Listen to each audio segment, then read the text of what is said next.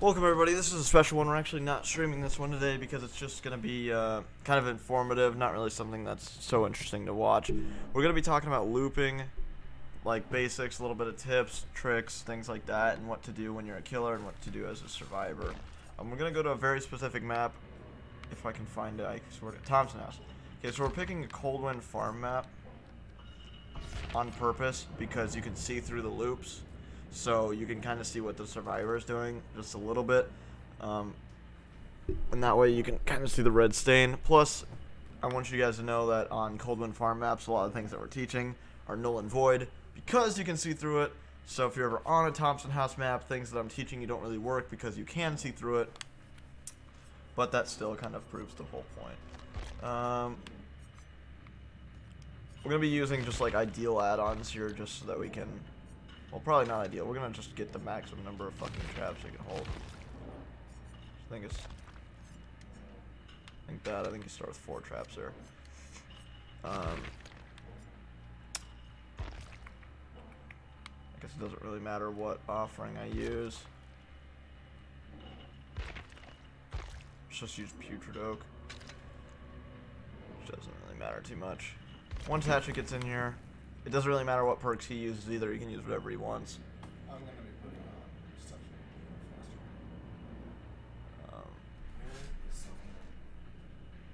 There. Top left. Very top left one.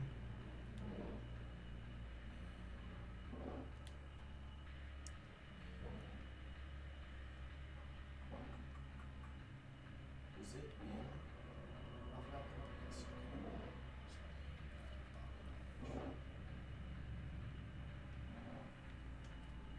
There it is. Ooh. Probably not. Go ahead and put on Dead Hard, though.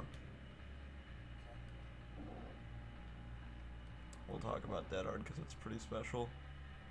There it is, bottom left. That should be all the ones that I need on. Okay. So, we're going to be given, like, just basic tips, like how to run the loops and which side of the palace you want survivors on, things like that. And then I'm going to give some trapper-specific things. I don't know exactly how long I'm going to make this. We might talk about more killers. We might just talk about, like, in general, what you should do in a chase. Because I'll still try and do these things in-game while I'm playing killer, but it's a lot harder to explain, like, the nuances. And I'm not the best killer out here, so some things I tell you might not be, like, perfect or, like, the most ideal situation every time. It's just what usually will work, and then a lot of things change per ranks because, as I've noticed when I've played against like lower ranked people, when you try and mind game them, it doesn't work because they just don't do it. They'll just keep running straight, and then sometimes you'll mind game people, and I don't want to say it, but like they're so stupid that what they do works because you can't outsmart them because you don't know what the fuck they're doing. I've had that happen before where I've mind gamed myself because they didn't do anything like that would be conventionally intelligent. Like it wouldn't be something that would normally work, but it works. Does that make sense?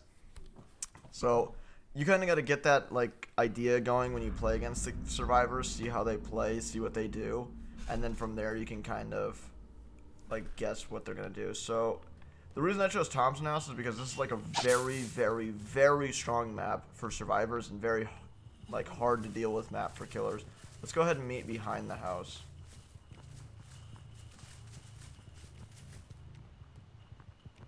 I'm going to start right here at this loop. So this is why we chose Cold Wind Farm, because most loops that you can mind game them because the survivor can't see you. But on this one, the survivor right here on this pallet. So this one you can't mind game because the survivor can always see where you're at. And he's got 2 separate loops he can run. He can be running around this long end here, or he can be running around this end, which is a little bit shorter. But either way, once he knows that he's going to take a hit from me and he drops the pallet, the only thing I can do is break the pallet. There's nothing I can do, so go ahead and drop the pallet on this end. So see, if he drops the pallet, he's now safe. There's nothing I can do. I'll never be able to get to him because he can just keep running around. And whenever I get close to him, he can just go over the pallet. And then, you see, it's just, and I can't mind game him. I can't be like, trick him out by like hiding my red glow or anything because he can see over it. So you got to know that these ones are very important to force down and then destroy immediately. You'll see that there's many of these around this map. Let's go over here to one of these and these hay bales. Okay, so this is going to be another one where once he drops it, he can see over it and he can see through it, so you can't mind game it very well. But now what you want to do is, so if we were running this loop, you want to force him to be on this end of the loop. You want to break it so he's over here. So go ahead and drop it again. And you might be wondering why you want it on this end, right? Well, we just destroyed the pallet over there, and it's the corner of the map. So if you force him onto an area of the map where there's less pallets, he has a more likely chance of going down.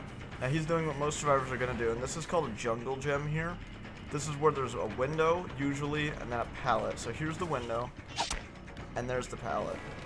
Now you want to be running them in a way where they can't get to the window easily. So you're going to want to take them around this way, because if he runs this way, the window's not an option for him, because if he goes through the window now, it's, ooh, it is a fast vault there. Normally it's not a fast, because he took the angle, but normally if they go like this, it's going to be a slow vault or a medium vault, and then you'll get a hit on them.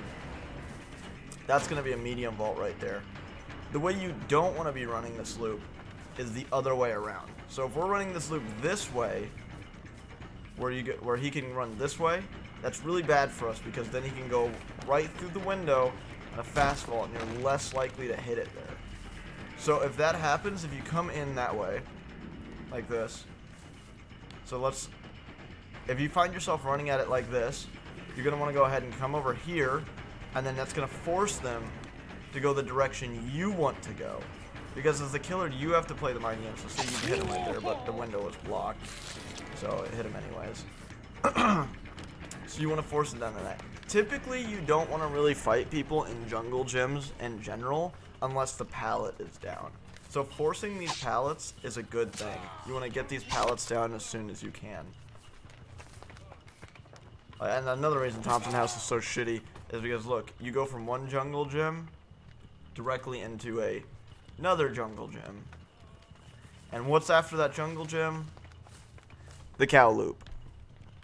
So if you find a survivor in this general corner of the map, most of the time the best thing you can do is leave them. Because they had a pallet here that, remember, is a very safe pallet because they can see you. It's not as safe as this one, but they could come right over here to this insanely safe pallet. And after you break this one, they come right over here, which this is actually lucky for us. It can actually spawn another one of these loops right here. It can spawn another gate, but we got lucky. This one is actually more favorable for the killer because it's a shorter one where you can kind of mind game them at the pallet. See, like if you drop it here, I can kind of go like this, and it's not super safe. So we'll show you that. I need to like lose my bloodlust though. Okay. So go ahead and drop the pallet.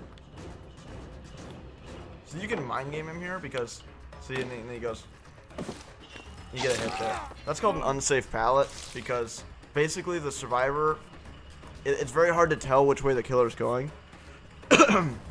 If the killer chooses correctly, they're basically guaranteed a hit. But yeah, see, this is what I was talking about. Normally this map has a lot of these. This one's actually another unsafe one. So we got a pretty good like RNG of the Thompson House. For the killer. For the killer, yeah. Except for that general corner over there was really bad. Normally though, you want to mind game people a lot. Let's see if there's any TL walls on this. There's a lot of jungle gems. Oh, right here, here's a T wall, and what is this? TL. This is okay. So this is a TL wall. The reason it's called TL wall is because this wall's a T, this wall's an L. Now TL walls are generally favorable for the killer, but we're gonna show you how those work. So when you come to this loop, you don't want to run the survivor around this way, because they can easily get these fast vaults. You want to make sure that you're chasing the survivor so that they have to go the long way around. So towards the T-wall, we're going to try and push him to the right. Is that my phone? Yeah. Oh, I don't know the phone number is. Okay, anyways. So, see, if we push him here, now we're going to want to push him left. Because now, stop right here. When he gets to this point, right, and he gets right around the corner, you have two options. You can back up, hiding your red glow, and then if he goes through the window, you're gonna hit him here. Now, the survivor has another option. He can fake the window and keep going straight. Now, if you decided to back up, you lose that one. But if he didn't, if he fakes it and you kept going forward, you'll hit him right here, and he won't make it through. And most people will leave. So that's why you want to do those walls just specifically like that. And even the only way they really get out of it is if they decided to go for this window right here. But then most of the time what's going to happen is you're just back in that same situation where you're going to come right back here, they're going to go around again, and you can choose them. Obviously, if you have bamboozle, none of this matters because you're going to bamboozle one of the windows, and then you'll get a free hit on them.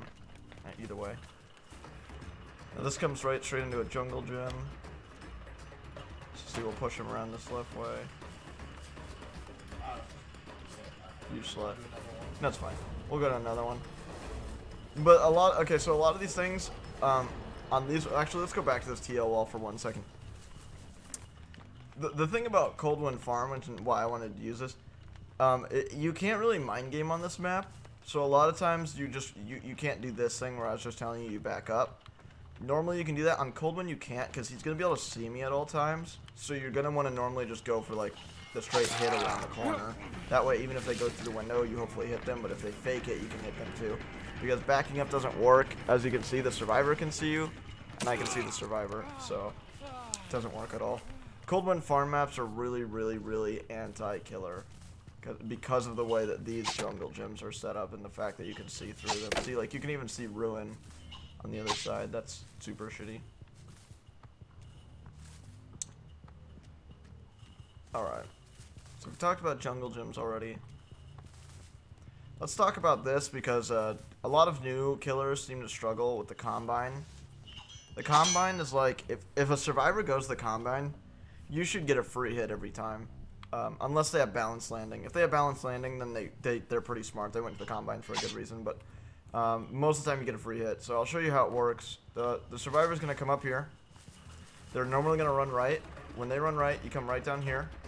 They're going to go back up. They're going to go right again. Now that's blocked.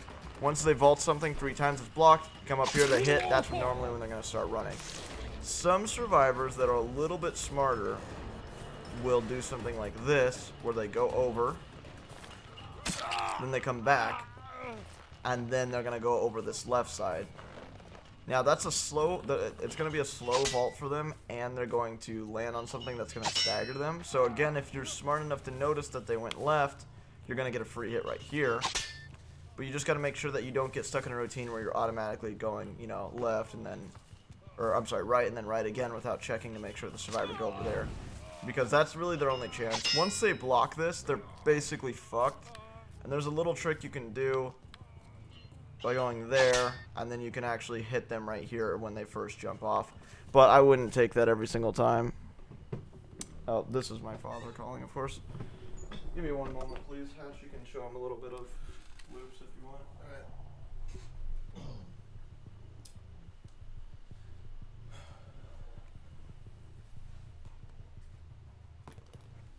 Alright, let's go over a little bit what he wants to go through here as well. Oh, man.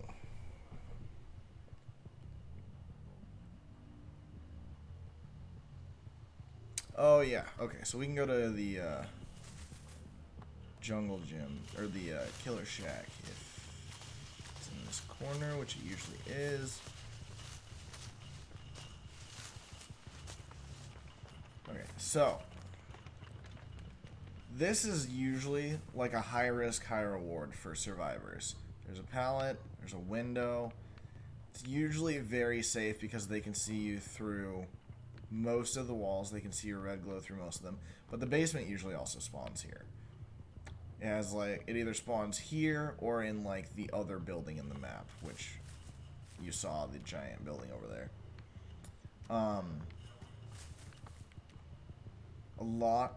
A lot of survivors like to run to this because this is considered a god pallet. It's one of the pallets on the map that it basically just gets you out of a bad situation.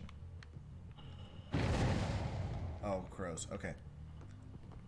So if a survivor comes here and it's a really good survivor, another this is another opportunity where you may just want to leave them, especially if there's more stuff around here.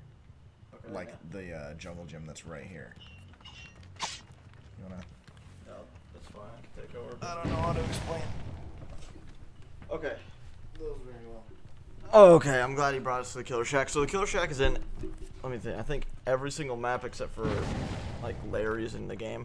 So the Killer Shack is something you're going to want to be very good at, because a lot of survivors are going to come here. It's a pretty safe building to go to. It basically boils down to one thing. So it doesn't matter which one of the, like, which side this pallet spawns on. You're going to want them to run the side that actually has the window on it. So we're going to have them run around like this. Okay? Then go through. Now, sorry, I'm a little distracted right now. Okay, so you're going to have him go through the window, right? Going around. So when he gets to this point, you can backtrack and go through here, at which point he's going to turn around, you get a free hit there. See, no matter which way he goes, you get a free hit. But let's say he's going around this way.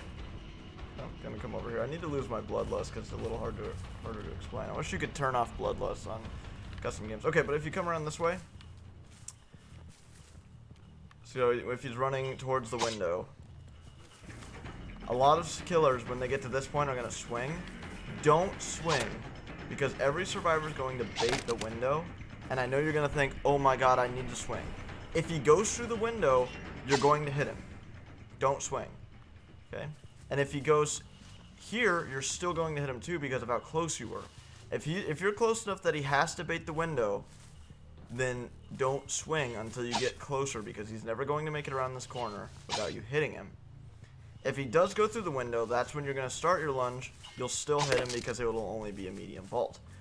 Basically, their only option when you come around this corner and you're close enough to get a hit is if you swing, they're going to go left, because you're going to aim at the window and it's not going to hit them. So make sure you don't do things like that. Let's talk a little bit about the cow loop. So the cow loop is on Coldwind Farm maps. I got one thing for survivors. Did you see how I actually made a mistake there? If he's that close to me and we're going in through this door and the pallet's on my right and the window's on my left, going through the window will always result in you getting hit. The pallet is actually a faster way for you to go. It's a little bit safer. So if you're going in there and the killer's really close to you, never go for the window. You only go for the window if the killer is for sure not going to hit you. The pallet is the safer route. Okay, then let's talk about something that we haven't. Here's one of the basic things I forgot to talk about. Okay, so when you're a survivor, let's go back to here. Okay. You're a survivor, right? You know you're going to get hit. You're coming towards this pallet. You get right, I don't know, let's say right here. And I hit you. Do not drop the pallet. A lot of new survivors are going to drop the pallet. You get a sprint burst when you get hit. You waste about half of that sprint burst when you drop the pallet. Plus, you've got to realize, killers want the pallets to be dropped. They want them to be dropped. If you drop this pallet after getting hit, he's gotten two things now. He got you injured, and he got the pallet down. And we've talked already about God pallets. So what makes a God pallet? We've already talked about it. There's no mind game involved here. If you drop this pallet as a survivor, I can't do anything except for destroy the pallet. There's no way I can sneak up on you and be like, ah, rawr, and hit you, because you're always going to be safe. This pallet makes you safe. That's why it's very important when you're looping the Killer Shack to only drop this pallet when necessary and you do not want to be hit. Next, we're going to talk about the cow loop. So the cow loop, this is basically more or less an infinite. There's not really a mind game here because, again, the survivors can see you over it unless you're, I think if you're like Pig or Freddy, it's a little bit harder. So they're most of the time they're just going to run this normally. They're just going to run around. They're going to jump over this. Even if you have Bamboozle, this is a good loop because it's not that long to just go around like that. Your only real choice is you can back up and try and get them here, but most of the time they'll still have enough time to get through. The only thing that you can really do at cow loop is destroy the pallet. Once the pallet's down, you can take the cow loop. But a lot of the times when you get to cow loop, what you want to do, see him? You're going to go somewhere else. Because a lot of times when they get to the cow loop, Nothing you can do. There's nothing you can do. You can chase them around. If you're in a favorable position, let's say you've got one person hooked, you got like 5 gens left. Maybe you take the cow loop to destroy the pallet. You're just gonna be running around. Again, if you have bamboozle, it'll shorten the time of the cow loop. I don't know if it's worth it or not, but once you get the pallet down, the loop becomes very unsafe. So that's a little bit about all the looping. A little bit about please don't drop the pallets if you get hit. It just actually screws your sprint burst. It's kind of the same with windows. Windows will also use your sprint burst, but you got to realize since you have sprint burst, you're always going to be doing a fast fault out of it. So if you need to, you should take a window. Huh?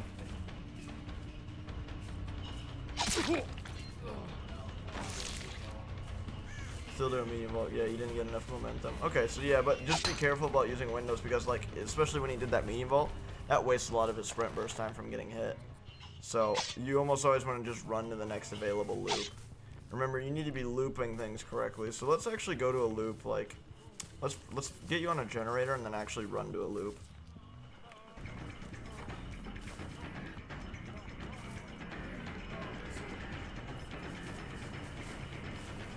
Well, it doesn't matter if we get to an actual gen. Let's just go to, I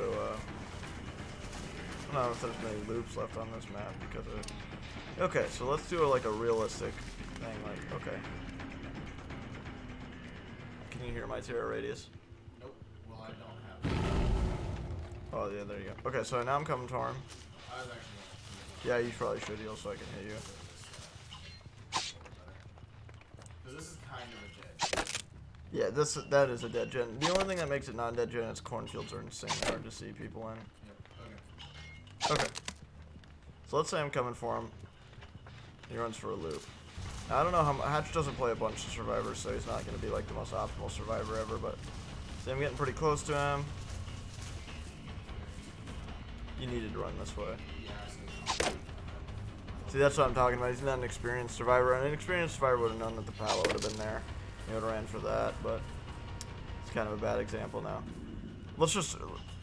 We're not going to be able to show it, basically, because Hatch doesn't play enough Survivor to know where everything's at. But let's just talk about trap placements then. So we'll give you a couple of tips on Trapper, just because I'm actually on him. So let's go back over here to these loops. Now, a lot of low-level trappers, and this will work a lot in low-level lobbies, will just place a trap. Well, actually, a lot of low-level trappers will place a trap right here, right in the middle of the pallet. Hatch, go ahead and drop that pallet. You can now just go over the pallet. That's why you never want to do that. Because now, not only that, you actually are forced to destroy the pallet to pick up the trap. So there you go. That's why you don't want to do that. But let's come over to another loop. See, is there a pallet here on this? There's not.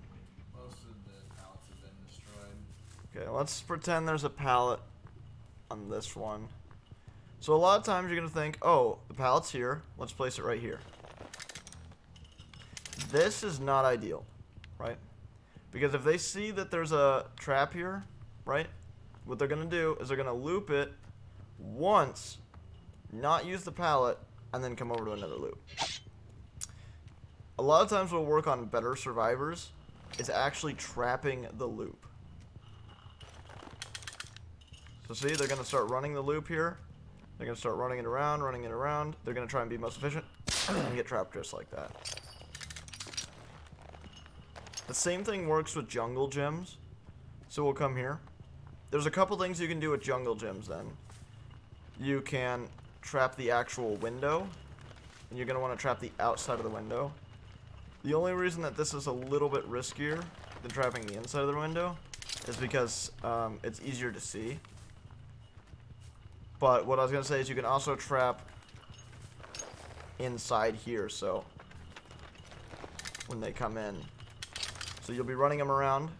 Remember, you're going to be running them around this way.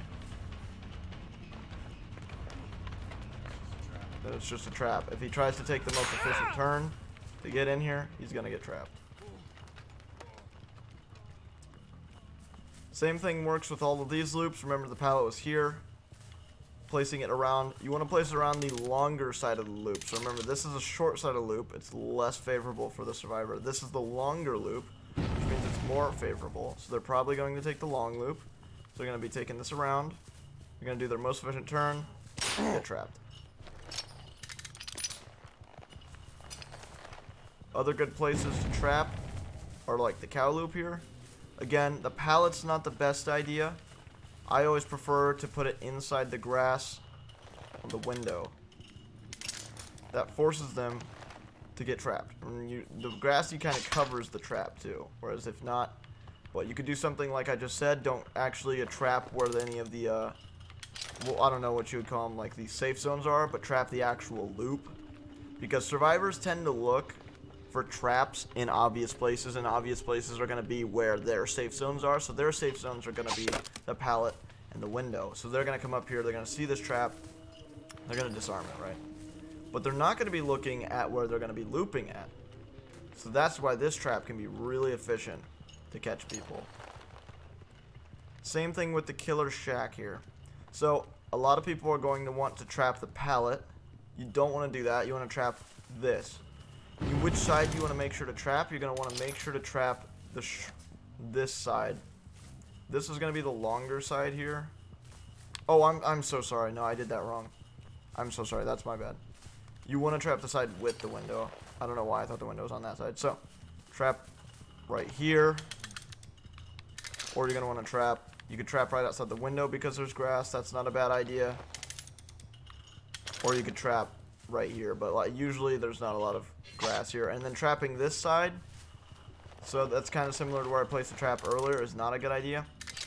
Because when the survivor comes in here to start looping the killer shack, right? They're going to come in, they're going to immediately identify where the window is. And when they come out this side, they're going to know, oh, I want to loop this way. At which point they're going to get trapped on one of these traps. This one, possibly not, because they're not going to be using the window when they're outside. A lot of times they're not going to come outside and then do this. They're probably still going to try and be most efficient on their turns, which means hugging the corners, which means this is the trap that's most likely going to get them.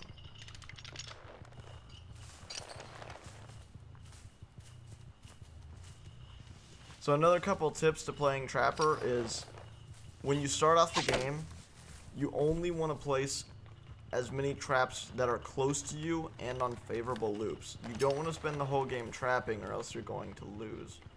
Again, look at this. We could place this right here on the most favorable turn for them. So that when he comes around, they're really trapped.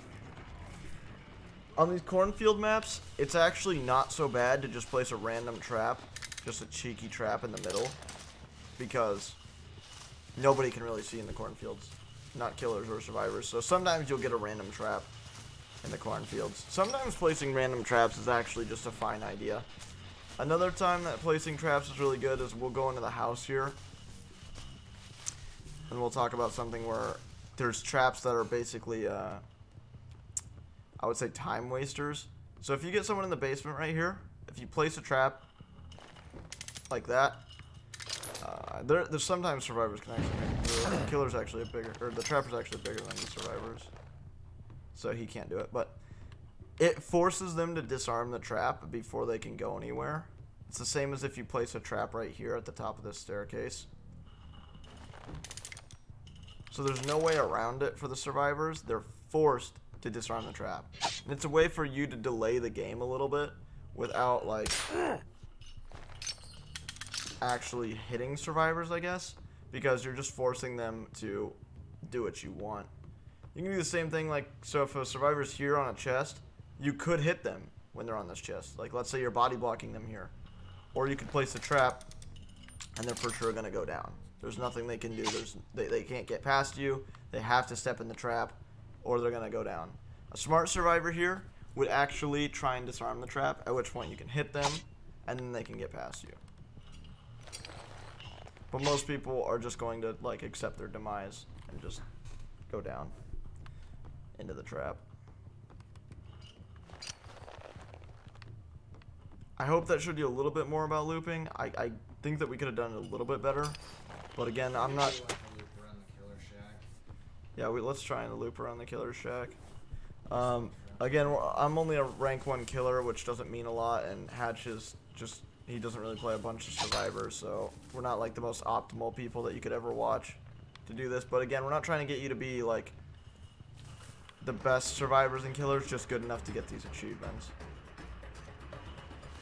So I could have hit that if I had actually known he was going to go through that. So this is, we're going to do it like this is actual real. We're just going to see what I can do to get him down.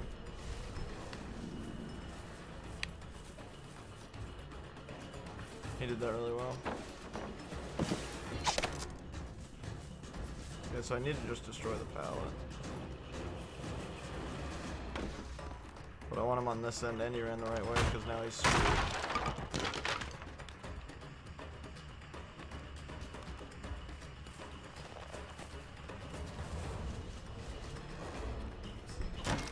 He does make it.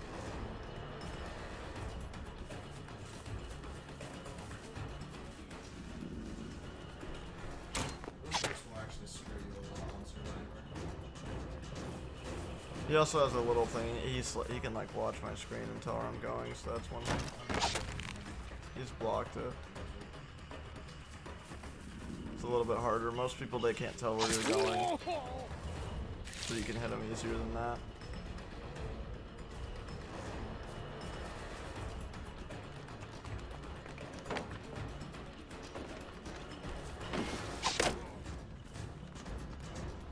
Now he's in a dead zone. Dead zones are where survivors are. There's nothing to do, so they're just gonna go down. That's a nice dead hard.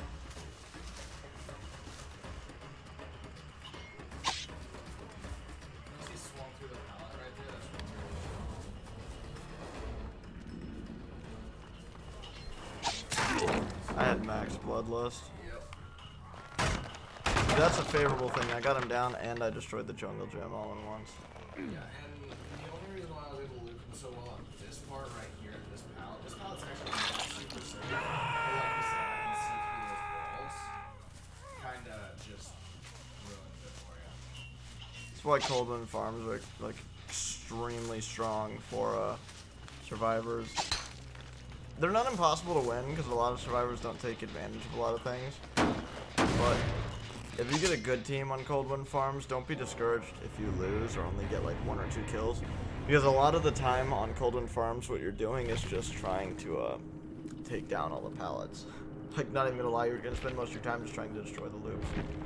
We actually got like a really good map preparation for killers. There's even more TL walls, which are things that you can't destroy. There's also more of those gates too, or like not gates but fences along the There's usually 2 or 3 infinites around there. around that thing, yeah. Yeah, I forgot to talk about infinites there, but that's an infinite. So let's do another killer to kind of show you what you can do with someone else. Let's maybe do Doctor. Might not be bad. Again, I don't play every killer, so it's hard for me to show you how to do everything with every killer. But let's talk about.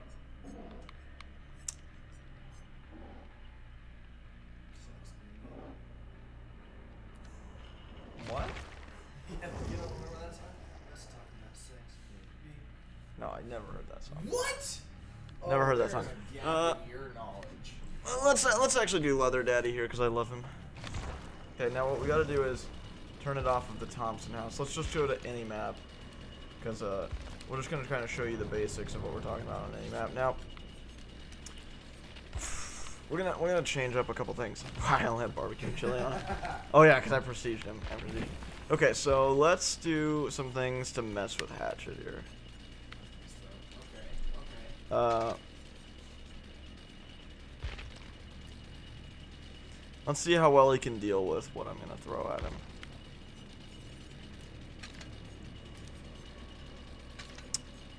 And then we're not throwing this game, so of course we're going to be putting on Ruin.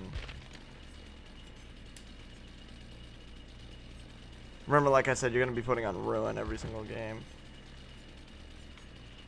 Why can I not find Ruin all of a sudden?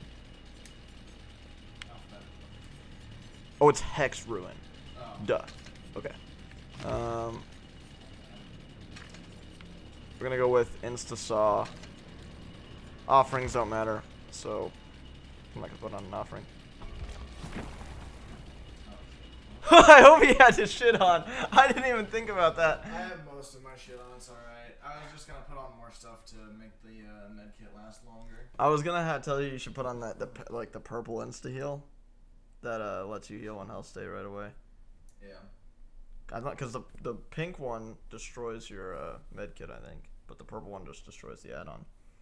I thought the purple one destroyed the med kit too. Could not tell you. Yeah, so we talked about jungle gems, killer shack, cow loop, Cauldron Farms, TNL walls, jungle gems. There's also I think there's TT walls where it's just 2 T walls. Yeah, those are insane. Which you just call T walls. There's also 2 L walls. That's a really bad one. You don't really, well, it's really good for a killer. It's really not good for a survivor. If you see 2 L walls, you tip. Oh, it's because I didn't apply it. Okay, that's fine. We'll do this map one more time. So, remember, if you don't spawn near your totem, they spawn near your totem. Now, I spawn pretty close to it, so I don't think he's here. He doesn't have any sound on, though, so actually this is kind of unfair for him. This is a super. I'm at such a disadvantage. Well, I'm just going to look and see where you're at. Oh, cow loop, okay. So, I'm pretty close. Okay. Yeah, I see you. Let's see what we can do here. He's on a favorable loop. That sprint burst. Yeah. You're not on pallet here? Oh, this is. You're not on pallet here? Oh, they nerfed the hell out of this. Let's see. So I could go for a hit here. He thought I was gonna be greedy. If you know Flake, you know that he only, and I mean only, does chainsaws. Ooh, I tried to do this. You can actually hit through the windows if you didn't know. He's screwed basically right here. Let's see where he goes. He should not have gone through that loop again. See, the smarter thing would have been to go right here. There's another jungle gem right here. I actually thought he'd do that. See, if you see 2 connected jungle gems, you're in a pretty safe area. Let's see. Is he gonna hit his DS? Very,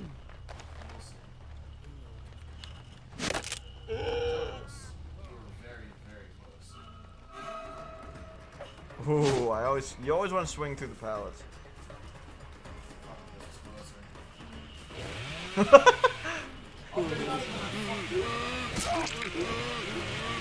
What happened there, Hatchet? There's nothing. Yeah, Wow, we're this getting is a really bad spawn for survivors. this one. This side is really good. See, there's a pallet here, into actually well, there's 2 of these fences. This is another bad loop. Yeah, this is actually a pretty. Oh, there's another fence right there. Okay. I was gonna say this is actually not so good of a map for survivors again. Yeah, there were 3 areas. Like this is another spot where there should be a pallet, but there's not. Alright, let's see what happens here. Yeah, he fucked up right there. Ooh, I fucked up because I was surprised. He's doing that thing where like I'm used to normal survivors, so it really fucks with me when he does weird shit. This is bad. He can see me over this, so. Okay. Did I just miss? Yeah. Okay, I was gonna say, I was like, did he dead hard right there? Cause like, he fucked up that loop really bad. Yeah. This is what I'm talking about. So I play a lot more killer than he plays survivor, so I pretty much just win most loops I go to. That and I have no audio, and when I hit the chases, I rely on audio of. Audio is really important to hear where they're coming from. So like, I just, if I am not constantly like turning my camera, I just because I can't hear him at all. Probably is I'm playing a little differently because I'm expecting him to only use his chainsaw. Because that's what Flake plays.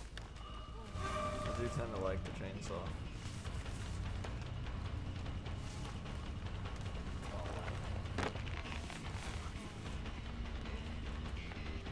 Oh my god, he went up there. That's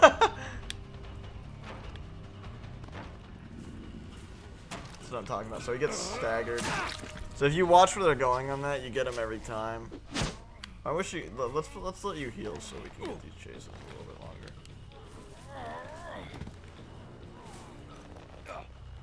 I don't know if this is actually faster than just letting you wiggle or not.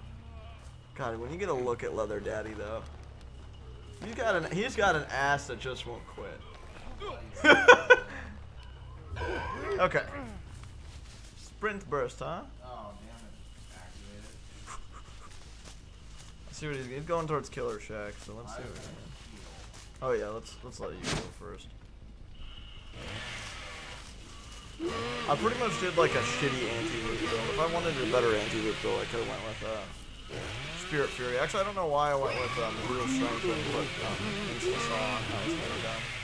It's whatever though. Okay, here we go. I found him.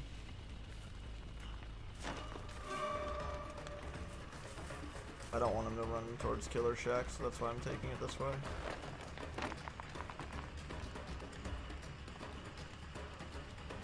I have no idea where he went. Okay, I see scratch marks now. Oh, okay.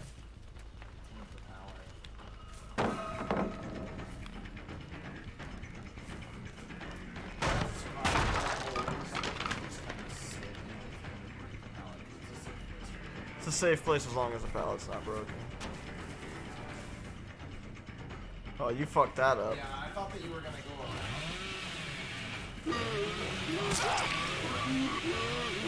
Basically, if Leatherface does that to you, you have like two options. If you're out in the open, you basically either just have to hope he misses, and you gotta try and 360 him like corners. What do you mean my basement's not over here? Almost always smells. It's like a 50-50.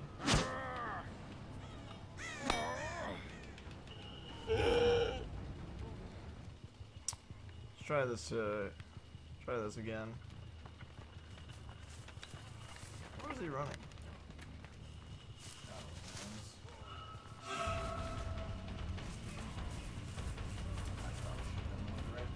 I was baiting the window.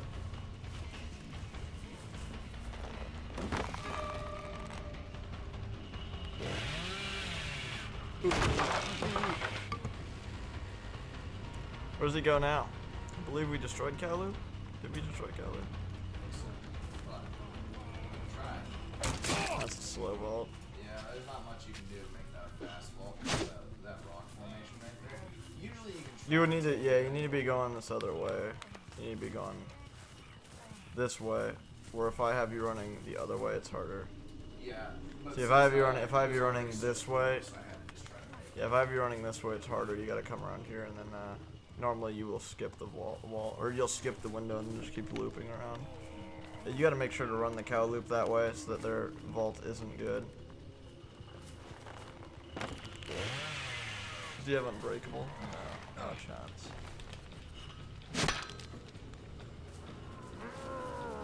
Thought about urbaning ground.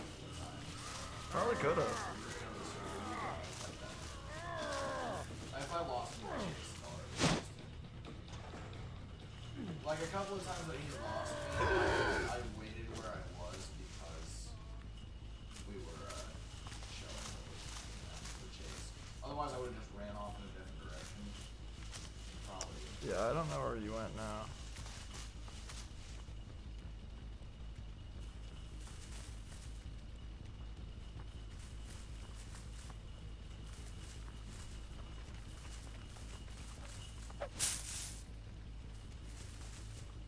I don't know where you went anymore. By the house. Really? Yeah. Oh, it's... Hello, motherfucker. See, this is an infinite right here. If you don't break the pallet.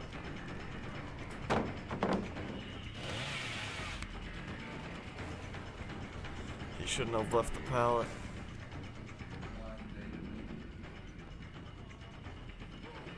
Now he's screwed.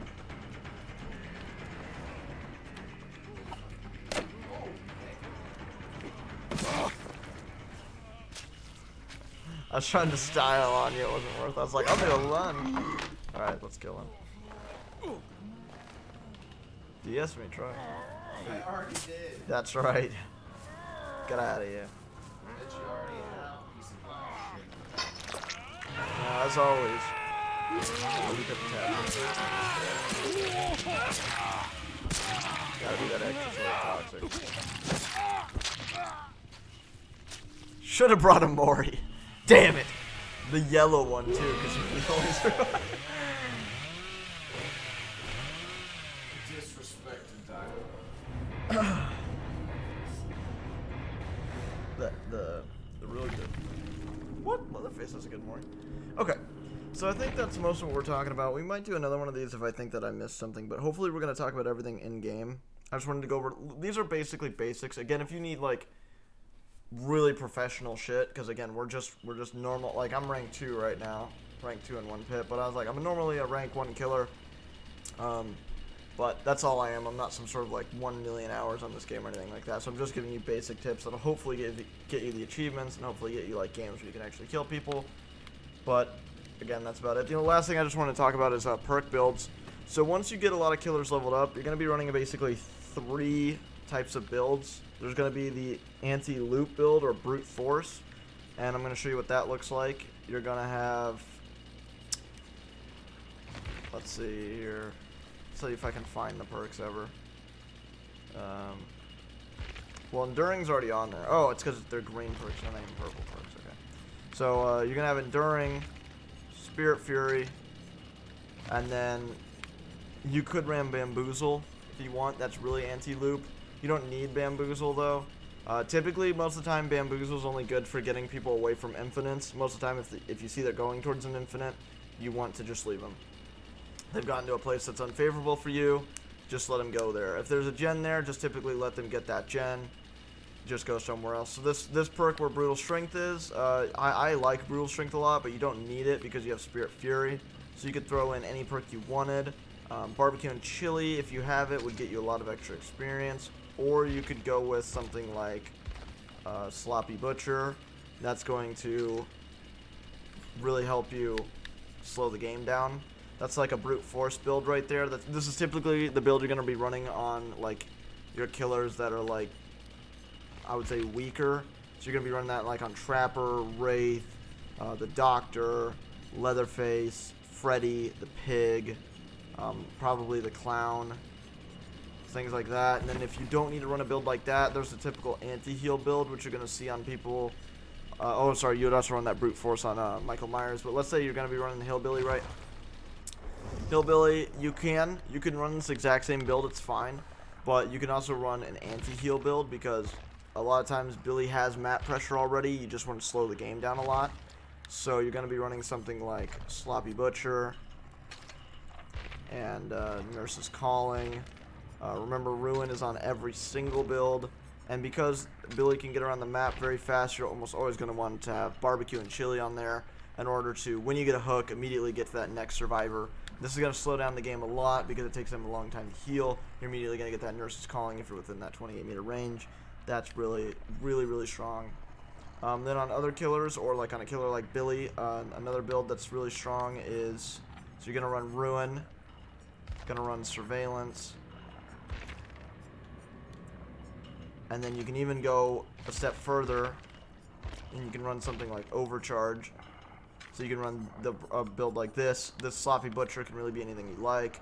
I typically run Sloppy Butcher, or like Barbecue and Chili would be really good if you're still looking for experience. Sorry, I took off Overcharge. I'm going to take off Sloppy, but this is an anti-gen build.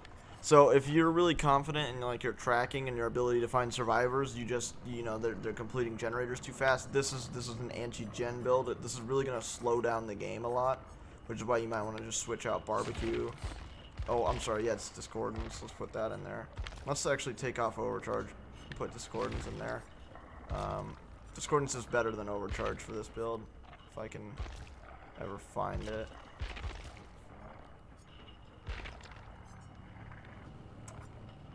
Okay.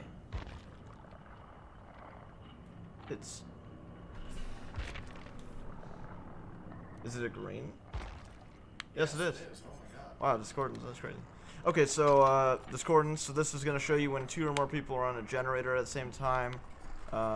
Let's go ahead and switch this out. Let's run Sloppy instead of that. Sloppy's going to slow down their healing a lot. Hex Ruin is going to slow down the generators. Then Surveillance is going to show you after you've kicked a generator whether someone's been on it. This is a really good build to really slow the generators down, which gives you a lot of time to go on chases because the survivors are having a hard time completing the gens. Yeah, that's basically all I can tell you for basics of building people. Most of the other perks are either situational or not very good, or I'll talk about them more when I'm running a very specific build or a very specific killer. But most of the other perks are what I'd like to call unideal perks, where if they show up on your blood web, you'll take them, but you don't necessarily need them unless, you know, you're running a build that requires them, which again we'll talk about a little bit more later when we're streaming this game, and hopefully you'll see us with unideal perks. Anywho, I hope that helped you guys out. I hope that gave you a little basic interview about how to run the loops as killers and survivors in order to maximize your benefits of either staying alive or getting people down as fast as you can. As always, thanks everyone for watching. Good luck, have fun, and don't get lost.